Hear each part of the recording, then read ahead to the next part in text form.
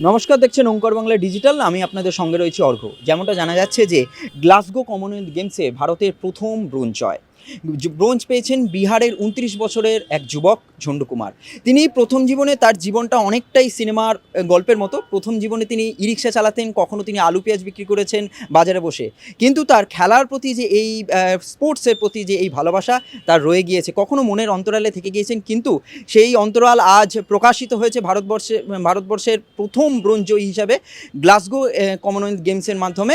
তিনি weight lifting প্রতিযোগিতায় তিনি অংশগ্রহণ করেছিলেন। গ্রুপ বি থেকে দ্বিতীয় প্রচেষ্টায় তিনি ১৯০ কেজি ওজন তুলেছিলেন, কিন্তু ব্রোঞ্জ জিতেছেন। ব্রোঞ্জ জেতার পরে তিনি বলেছেন যে বারবেলটা আটকে গেছিলো, নাহলে তিনি দ্বিতীয় স্থান অধিকার করতেন। শেষ প্রচেষ্টায় ১৯৬ কেজি ওজন চলার চেষ্টা করলেও অল্পের জন্য তিনি সফল হননি।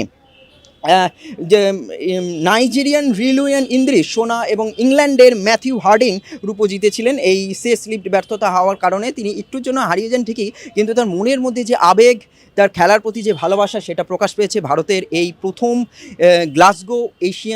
গ্লাসগো যে খেলাটা হয়েছিল কমনওয়েলথ গেমসের মাধ্যমে, সেই ব্রোঞ্জ জেতার মাধ্যমে। অন্যান্য স্পোর্টসের সকল আপডেট পেতে চোখ রাখুন ওঙ্কার বাংলা ডিজিটালে।